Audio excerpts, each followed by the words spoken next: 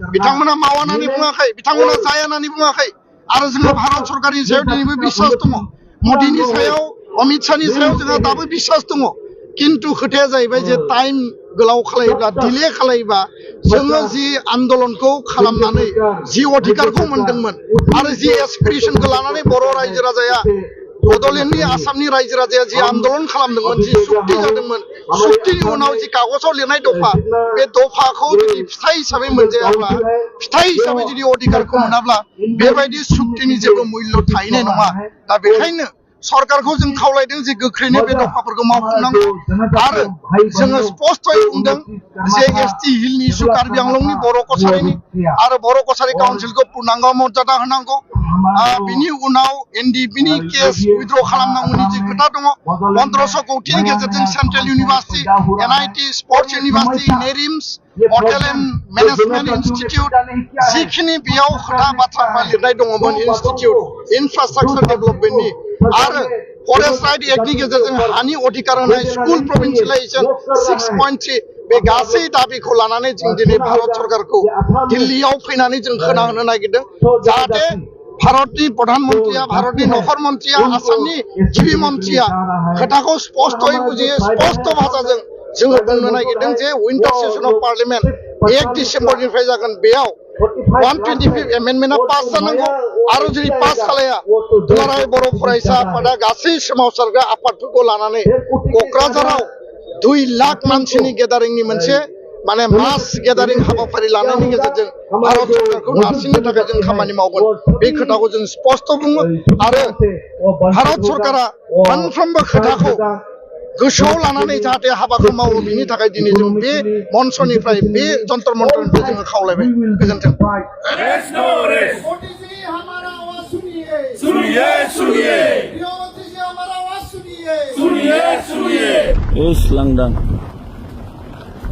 आयो सेसलै लास्ट नङा सिखोना जोहोलाव नेसनेल पार्क डिक्लेयार खालामनो बेखौ नै नायदो सेस नाय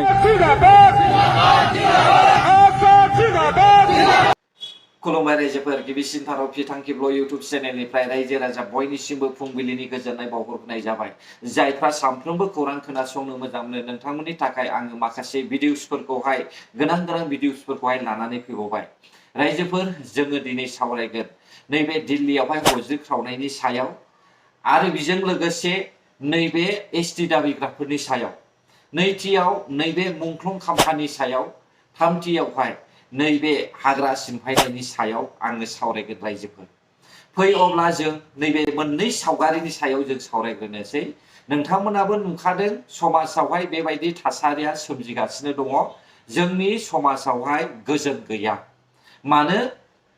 बिपिएफ पार्टी सरकार दाजेननायनिफ्रायनो जोंनि समाजाव गोजोन गैया रायजोफोर बेखौ नोंथांमोना नुखादों आरो 2003 मायथाइनिफ्राय लानानै 2020 मायथाइसिमावबो बर'आ गोजोन गैयामोन रायजोफोर नाथाय गेजेराव 5 बोसोर गोजोनखौ मोनबायमोन नाथाय बेखौ जों खोमानानै लाबाय दा सासे अहंकार बर'नि गेजेरावहाय सासे लिडार थगाय जाग्रा फिदिं जाग्रा मानसि थानायनि थाखायनो जों बर' हारिनि गेजेरावहाय माब्लाबाबो गोजोननायखौ जों मोननाय नङा रायजोफोर बिसोरो मानो एसटि डिमान्ड खालामदों मानो होज्रिखावदों बेनि मेन जाहोनखौ नोंसोरो ভিডিওও সসে खोनासंदो তো আমি যোৱা বাৰত বিটিচিৰ পৰা আমাৰ গভৰ্ণমেণ্টৰ পৰাই আমি ৰাজবংশী আৰু আদিবাসীসকলক জনজাতিকৰণ কৰাত কোনো আপত্তি নাই আৰু আমাৰ ৰাজবংশী আৰু আদিবাসীসকলক জনজাতিকৰণ কৰিব লাগে যিটো আমাৰ ফালৰ পৰা যিটো এনঅ'চি ভাৰত চৰকাৰলৈ নেশ্যনেল গভৰ্ণমেণ্টলৈ যিটো দিয়া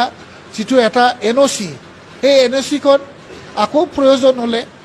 আমি আকৌ পুনৰাই লিখি দিয়াৰ কাৰণে আমাৰ চৰকাৰে ইতিমধ্যে বা আমাৰ দলে ইতিমধ্যে সিদ্ধান্ত লৈছে আৰু আমি পুনৰাই যিটো আমাৰ এনঅ'চি আছিল এই এনঅ'চিটো আকৌ ৰিভিউ কৰাই দিম এইখিনিলৈকে আমি সমৰ্থন কৰিব পাৰোঁ दासिमबो बिपिएफ पार्टीनि जायफ्रा मावथिफोर बिसोरो फैसानि गाद्दिनि थाखाय गावनि उदैनि थाखाय गावनि जातिखौनो फाननायावहाय दंगासिनो दङ दा हाग्रामा महिलारि बिथाङाबो बे बाथ्राखौनो बुंदोंमोन देरहासार बसुमतारिया जेखौ बुंदों बेखौनो बुंदोंमोन दा बिसोरो एसटि फाननानैसो बर' जातिखौ फाननानैसो बिसोरो भटआव देरहादों बियो फोरमान जाबाय रायजो राजानि थाखाय नाथाय बेखौ मोनथिसेयावबो बर'नि माखासे आजें ओंखारलायनाय बोराय बैसोनि बुरै बैसोनि मानसिफ्रानो मोनथिया रायजोखौ मोनथिबायना बिसोर बायदि मानसियानो हाग्रामाखौ सापर्ट होयो जौ फाननो मोननायनि थाखाय जौ संनो मोननायनि थाखाय समाजावहाय दादागिरि दिन्थिनो मोननायनि थाखाय नाथाय जोंनि समाजा माब्लाबाबो सान्ति जानाय नङा जुदि बेबायदि आखलब्ला दा बियो मानो जाखो एसटि खौथ' मोनखायानो दिल्लीयाव सोमावसारहैग्रा आबसुआ आरो ट्राइबेल संघनि जेसेबांनाखि मोन 14टा ट्राइबेल हारिनि बेयाव सोमावसारहैनायनि बाथ्राखौ खोनासंगोन नाथाय नैबे नन एसटि फोरनि हख्रावनायखौ माब्लाबाबो खोनासङा सरकारा हाग्रामाया बबेनिफ्राय होनो हेमन्त बिश्व शर्माया बहानिफ्राय होनो होयोब्लानो दावराव अर जोंब्लावजोबगोन दा हेमन्त बिश्व शर्मायाथ' भारतनि प्राइम मिनिस्टार नङा हाग्रामायाथ' आसाम स्टेटनि चिफ नङा दा बिसोर बायदिया बिसोरखौहाय लफाय थगायनो हाबाय रायजोफोर बेखायसो बिसोरो भट मोनदों नाथाय बिसोर बे समाव मिथिबाय बिसोरो दावराव खालामगोन नायलांबाय था नोंसोरो दावराव खालामगोन बिसोरो दा क्लियारलि बुंदों जोंहा आबसुनि दैदेनगिरि दिपेन बर' सारमोना 25 अक्ट' खालार खालि जुदि बिटिआर एकर्डखौहाय आखरे आखर मावफुङाब्ला क'क्राझार बायदियाव 2 लाख गेदारिं खालामनानैहाय होख्रावगोन अब्ला बे सान्ति जागोन नामा बर'नि गेजेराव हा बर'आ सान्ति जागोन नामा बेखौ जों साननांगोन रायजो राजा नोंथांमोन आरो आंनि भिडिअखौ नायनानै गाज्रि कमेन्ट होग्रा नोंथांमोनाबो खोनासं जुदि खर'आव जेबो नलेज गैयाब्ला अब्ला आंनि भिडिअखौ नायाब्लानो ओरैनो था मिथिबाय दा आं ओरैनो गोदाव सोराव भिडिअ बानायग्रा नङा बै माखासे इउटुबारफोर बायदि नैथियाव जों सावरायगोन मुंख्लं खाम्फा नैबे मुंख्लं खाम्फानि बेलायावहाय आङो सानैसो इउटुबारखौहाय सोंखारिनाय जागोन रायजोफोर नाम लाथ'वा नांगौला उनाव लागोन नोंथांमोना मिथिखागौ सोरबायदि इउटुबारा एनडेबिनि नाम लानानैहाय भिडिअ बानायोमोन दा बिसोरनि सायावहाय आङो बुंगोन बे समाव बुंदो बे मुंख्लं खाम्फाया एनडेबिनि बेयो मिउजियामा एनडेबिफोरनि थाखाय मिउजियाम बानायगोन बेयावहाय नाथाय बे समावहाय नोंथांमोना मानो भिडिअ बानायाखै नोंथांमोना मानो बे एनडेबिनि मिउजियाम बानायनो नागिरनायखौहाय होबथानायनि सायावहाय मानो खुगा बेखेवाखै दिनैनि समाव हा जोंथ' नुदों क्लियारलि ओरैहाय दिगन्त गयारिया बाक्सा सालबारिनि सासे एमसिएलए दिगन्त गयारिया बे मुंख्लं खाम्फाखौ होबथानो नागिरदों अब्ला नोंथांमोना मानो बुङाखै ससियेल मिडियायावहाय बेयो बर'नि गायसननो हो जारिमिना बर'निसो थानांगौ बेखौ जों बयबो मिथिगौ नाथाय मोनथिसेयावबो जुदि नोंथांमोना शेर फाखायनानै थायोब्ला अब्ला भिडिअ बानायैयानो मोजां बर' हारिनि थाखाय मेल्ला दं मोजां मानसि भिडिअ बानायग्रा नोंसोरबायदि उदैनि थाखायल' भिडिअ बानायनाय गावनि मान सन्मान लाखिनो थाखायल' भिडिअ बानायनाय बेबायदि बानायग्रा मानसिया भिडिअ दा बानायथार बर' हारिनि थाखाय ना मा बुङो रायजो राजा नोंथांमोन बे समाव आङो बिक्रम दैमारिखौ बुंगोन बिक्रम दैमारि नोंथां एनडेबिनि नाम लायै खाम्फा गायसननायनि दावराव जाबोदों